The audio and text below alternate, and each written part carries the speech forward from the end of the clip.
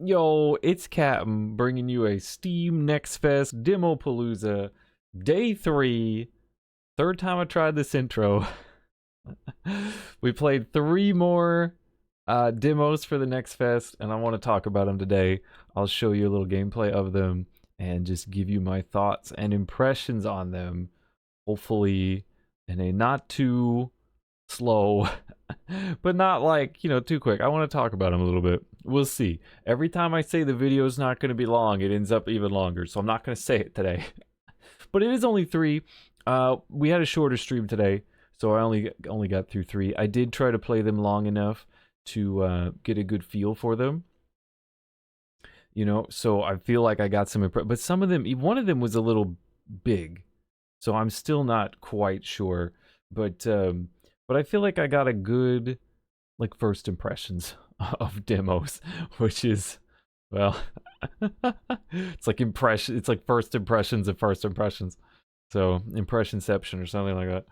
But that's what we're gonna do. I want to talk about them. Let's just jump in. I'll take forever. So you know what? Before we jump in, I will tell you the 3 we played. We played Caravan SandWitch.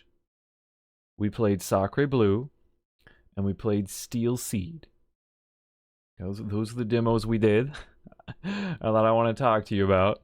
So, let's start with the first one. The first one is Caravan SandWitch, and I'll get the gameplay rolling here.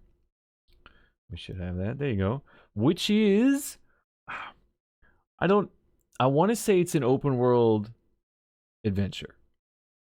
I'm not fully sure it's an open world. I mean, it's a big open world that you explore.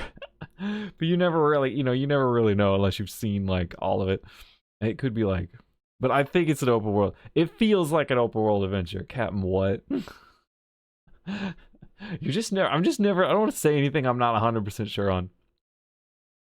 But as you can see, you get a cool car, you get to drive around, and you get to like explore the area. This particular section, we were supposed to just be finding little chips and stuff, and it's even got like we even activated a tower that that revealed part of the map once we were done with this. So it feels a lot like an open world exploration, but it's more than that. There's there's a pretty big, I don't think there's any combat or anything. Instead, there seems to be more focus on the story and like getting to know the characters, like that almost like a life sim element of you've got a town and our character here has some relation to these people in her past, and so there's a lot of talking to them. There's a lot of like, hey, let's get together and do a thing. You've seen me pull up a menu a couple times. There's like a Facebook type of thing that gives you your quests and stuff, but also just shows your conversations with people. So there's a lot of I don't think there's combat and stuff that way, but then there's extra story and character kind of interactions. I've got another clip that I might show you that kind of focuses on that where I'm in town, but I wanted to show some of the running around. As I stare at this guy for no reason. I wanted to show some of the running around because I think a good lot of the game, and my favorite part of the game, was the running around exploring, because it's kind of a cool world. The presentation's pretty high. The music's really nice, the visuals are really nice, the art style's really nice. I like the colors. I like the stylization that they're going for. It's very just a pleasing game to look at and listen to and play. So I think that's one of its strong points, and it works really well for a run around kind of adventure, trying to figure out things, trying to find things, try to explore and stuff like that. I think you want to be able to see nice stuff. I might skip ahead because I'm just like, once I get past this part, it looks a lot prettier. But what's neat is it's a sci-fi kind of thing. You're on another planet, and it's got like this retro-futuristic thing going on. It's almost almost kind of like the Star Wars thing, where you're in the future and it's sci-fi, but we're in this kind of small town, and the area seems run down. Like it used to be something going on, and then work moved on and people moved on, and so it's just not much going. So there's just kind of leftovers and ruins that we're scavenging for. Um, but I liked it a lot. I liked the presentation. I like driving the car, and I like driving the car, and I like exploring around. Let me see if I can't skip ahead a little bit and find like some better visuals. Yeah, here you go. Yeah, see, just I don't know. I like the exploration part of open worlds. So that was the best part of it to me, is just seeing that and trying to see what's going on with the world and maybe get into the story. I wasn't so into the social elements story part where you like are talking to townspeople. There was a big was that there's a person there. I didn't see that person when I played the game. There was a person there. You actually have an objective to get here and climb the tower and unjam it. But there is, if you watch the trailer, that's the mystery person from the trailer. There is supposed to be a mystery going on. You are looking for your sister, and you're trying to figure out what happened there. So, that's kind of the story set up. I didn't play like a whole lot of the story, but I got a feel for running around, and I got a feel for the things. Here, I'll show you the other clip. Let me come back to my big face here. Let me show you the other clip. We can come back to this one if I have more things to say. I want to show you the other clip because it'll explain what I'm talking about with the story, or with the other focus. So this is in the town, and there's a bunch of people to talk to, and they kind of all know you from the past. And you get this like, you look at the mini map down there. Those are all just people's faces of NPCs you can talk to, and this character like texts you and then says, hey, we want to plan like a thing, come meet me. And you go talk to her, and the conversation is all like, oh, it's so great that you're back, and it's fun, and here's all these people you used to know, and we want to put together a party, but we need food. So you get a quest to go find the food and stuff, and then it pops up the text, and everybody's like, oh, it's so great. So it's very like that kind of social kind thing, like an Animal Crossing type thing, where you like really kind of know. It's not like an RPG. You just go to the town and you talk to the NPCs. It's like, no, you're like a part of this town. And that part I wasn't so much into. I have nightmares about Animal Crossing. But it seemed to be the element that replaces having a big robust combat, which is well, maybe not robust, but which is what you usually see in an open world. There's like a lot of combat to do, and there's very much exploration. So the whole thing ends up being very chill, very just like kind of relaxing as you're slowly working on stuff. You can go talk to the people and chit chat with them. You can go try to work on the mystery. You can go try to find the little pieces that you need. And overall, I think it's nice. It's really pleasant to look at. It's rather calming to play. The story itself did seem to have like some like messaging that I don't think was targeted to me as a country boy that just doesn't worry about stuff. It felt more like stuff that city folks would be into, and that kind of thing. So I don't really think it's targeted at me, the story part, but I did enjoy the exploration, and so I think I could have got into that part, but I think this, I don't think I would have vibed with the story, if that makes sense. But I think I know there's a lot of folks that do kind of like that thing. I think they put this in like the wholesome games deal, and it's that vibe. It's definitely that vibe. If you're like really into that wholesome games vibe, I think this story will be right up your alley. But oh, good. I'm glad we got to see this vista. But yeah, my favorite part was presentation was fantastic. And just it was fun just to run around the world and see it, because it was quite pretty. And I did zoom out at one time on the map. The map was rather large, so it looked like there was just a lot to get into. So I guess I I ran out of talk before I ran out of video this time. But yeah, that's my thoughts on Caravan SandWitch. What a nice little scene to end on. A little mystery, like, ooh, what's going on over there? Yeah. So cool game. Cool game, like the car, like the exploration. Story seemed cool, but wasn't really for me. And there you go. We'll bring back to my face here. There you go. There you go. That's the first one. All right. So there you go. That was our first one we played. So what's the second one we played? Well, we switched it up for game 2. We switched over to Sacre Bleu. I was told I was saying that all wrong. I don't know, like Sacre Bleu. I should not have done that on the video. Look, all I know is wee baguette, man. That's all I know. You know, I think the game we just talked about had like a French thing to it, because I think the song they played with the trailer was in French. But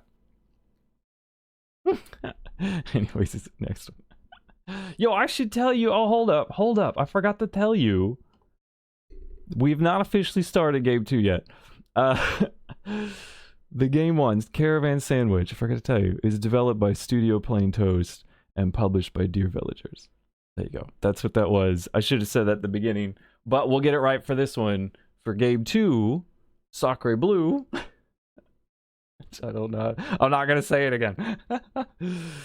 This one is developed. Let me get the gameplay for you.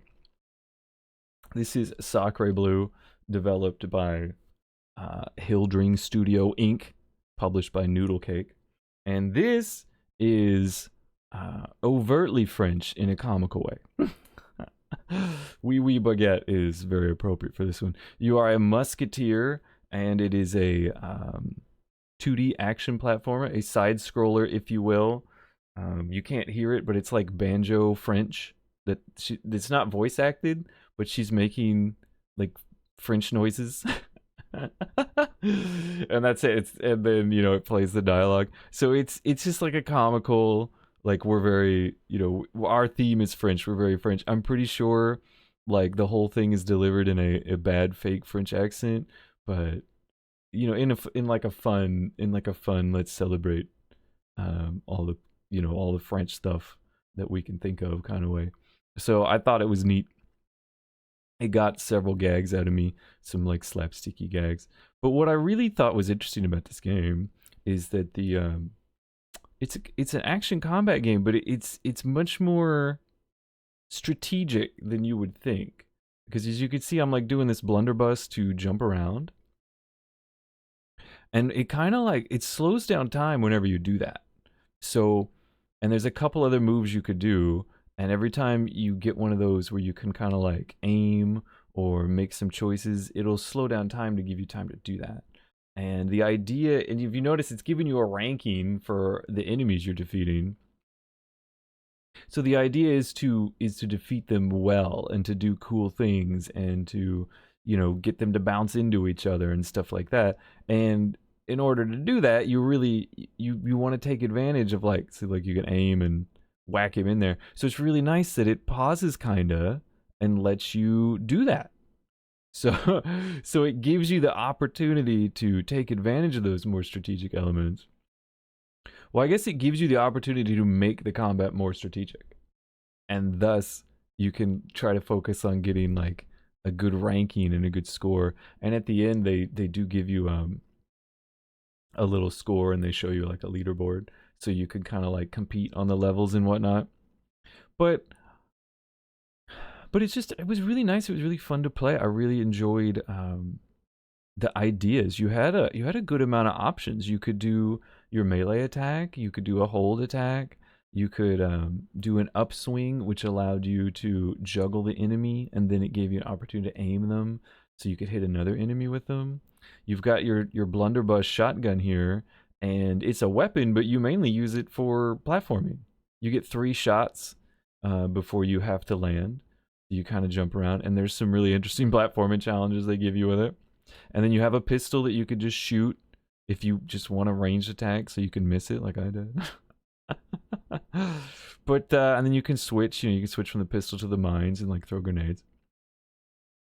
And so I don't know, it was just it surprised me. It wasn't the kind of action platforming I would expect, but I actually liked what they did with it, and I liked that it was a bit more cerebral because of the dynamic pausing. It doesn't really pause.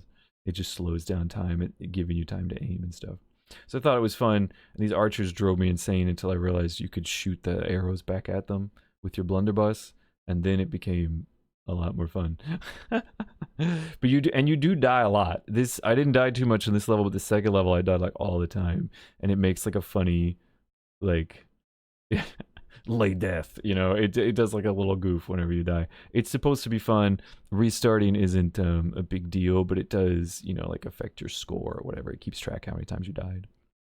But you see, like, you can just do this cool jump and then do a cool aim and then like throw the guy into the archer, right? Like once you start working with the combat, it becomes really fun and really interesting. And then you die because you walk into the too many arrows. So I like this. Is probably my favorite game I played tonight. The only thing I will say, it is a little rough. It has some rough spots. I think they need to iron out some of the controls. There's like a huge buffer, like if you double tap on jump, like if you double tap jump and then just hold right, your character will go boink, boink, even though you just double tapped it right at the beginning. Like it'll count that as the buffer will last that long. I didn't really notice it in combat messing me up, but I did notice it being there for like platforming and stuff. But there's some other times where like I would jump and, you know, get stuck on something, or I'd get you know, just a little rough, not too much. It didn't grab me too much, but I do hope they polish it out and fix that little bit, because I think with this kind of game you really want everything to be really snappy and really tight on the controls, and they were just like a little bit looser than I would have liked. But yeah, it does have like a hub world, and there's just a bunch of levels to pick from. You can replay the level when you're done, so there is that kind of element. Like if you want to focus on finding the secrets, you know, and do that kind of completion thing, or you want to focus on getting like a high score and doing really well at it, you can do that. Just easily replay the levels. It did have a little bit, you know, speaking of Banjo-Kazooie talk, it did have a little bit of like Banjo-Kazooie feel, where you know, you go pick levels and try to find secrets and stuff. It's not a 3D collectathon by any means, but it did have that nice kind of classic level-based game feeling. So I think there you go. Level complete. Shows you the leaderboard. Shows you how many times you died. I found 0 of 5 secrets because I didn't even know about it. But yeah, there's that one. All right, I guess we're getting a lot of me finishing before the clips finish. I guess better than yesterday. So yeah, that is Sacre Bleu by developer Hildring Studio Inc., published by Noodlecake. Let me see if I can skip ahead and you can see the yeah, there you go. You're talking to her. She wants some stuff. Let's see if I can. You see, there's like a hub world, and you can go pick your levels. And I was gonna mouse over and show you, but there's like 6 levels on this screen, and then there's several other screens with a bunch more levels on them. So clearly a lot of levels planned, which is quite nice. But yeah, there you go. That was Sacre Bleu. I liked it. I had a really good time with it. It was fun and interesting. I had some neat concepts that I hadn't really played with. I think they called it bullet time. I don't know if it's fully bullet time. I mean, I guess it is. I guess it is bullet time. But it was pretty interesting. All right, so that was the second game. I had a lot of fun with that one. Wanted to play more, actually. The last game is Steel Seed. And let me get this. Let me get the gameplay up for you. Our last game, our third and final game, is Steel Seed, developed by Storm in a Teacup and published by ESDigital Games. And as you can see, it is a third-person kind of action stealth combat adventure game. I don't know why the video plays at really low frame rate the first time. Well, actually I do, because I'll tell you what, the last game I said was a little rough and needed some polish. This game is kind of a lot of rough and needs a lot of polish. I think what it has going is good. and like has potential. Like the combat when it gets going is interesting. You have like a good amount of options. You have like a light attack, you have a heavy attack. They don't really combo into each other, but they combo into themselves. So you could do a couple light attacks, you could do in a row, and you can, I think it's 4, and you can do a few heavy attacks in a row. I liked that it had this kind of stealth element. It's kind of like an Assassin's Creed style of action game where it's not really a stealth game where you're supposed to play the whole way, but you can stealth a lot. It even lets you distract enemies. Like it has a decent stealth system, but it's really just to get the advantage of getting the one hit kills and stuff. They do kind of have a little focus on like if you get noticed, it slows down and stuff. So you get the idea that they do kind of want you to play with the stealth and not just run and gun. But you could. I mean, I didn't have any trouble. I had to redo this section quite a few times, and I didn't really have any trouble just getting tired of it and giving up on stealth and just knocking them out. And it was fun. But like I did notice they killed me pretty quickly, and I kind of had to cheese them. Like I had to knock them off the platform and stuff if I really wanted to kill them quickly. So it's definitely seemed like stealth was the better option. But I did like the action. I think it needs to be punched up. Like the animations are a little washy. For something so stylish, you really want those animations to have a punch, and I think they were missing that. You'll see it on some of the takedowns. I think I fought this guy regularly just to see what it was like, and I thought that was fine. You see this little robot flying around, and what's nice is your character will talk to him as she's running around and doing the platforming.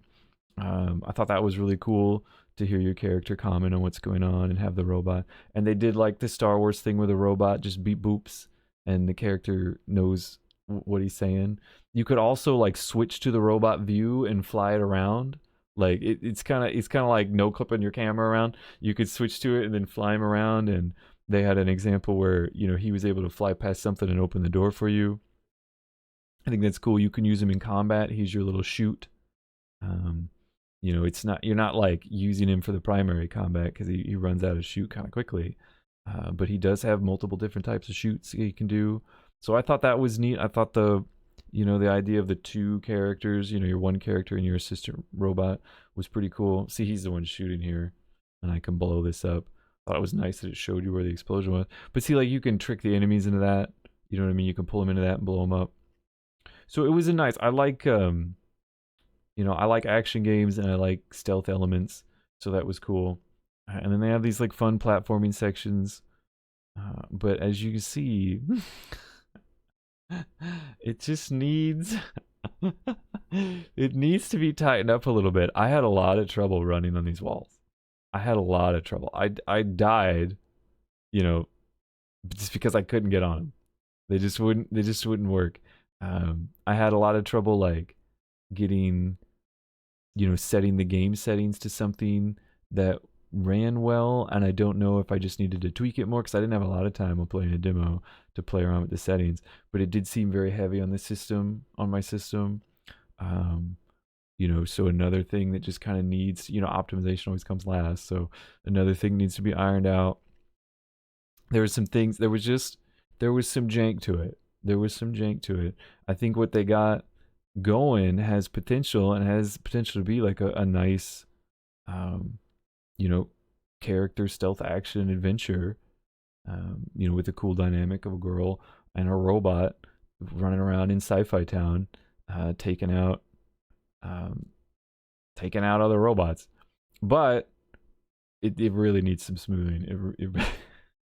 It really needs some smoothing, man. It would like you would be going and you're like, all right, I'm getting into this. It's pretty cool, and then it would just, you would just like the wall run wouldn't work or something, or you would just die, like you die really quick. But I think that's because you're supposed to be stealthy. It did have like an upgrade system. Again, it felt like just playing like a console game. I don't know, it's not a genre, but it felt like playing a console game, like Assassin's Creed or like the new God of War or something. It's got action elements, it's got story elements, it's got like upgrades you can put in, but it's not really an RPG. You know what I mean? You could, the stuff you're harvesting from these dudes, they fell off. You could put into skills, and the skills would unlock new abilities. You had like a stealth you know, set of skills you could work on. You had a combat set of skills you could work on, things like that. So I think there's something here. It just needs some like bug work. It needs some bug work. Other than that, you know, I thought it looked cool and I thought it was all right. Yeah, clean up the animations, clean up the optimization, and clean up the bugs. I think you could have something. So, but yeah, that was Steel Seed. Oh, yeah, well, I'll let this run because this is, I gave up on stealth and I was like, yo, let me just fight him. See, I could totally fight him, but it involved like having to get him like chunked off the edge and stuff.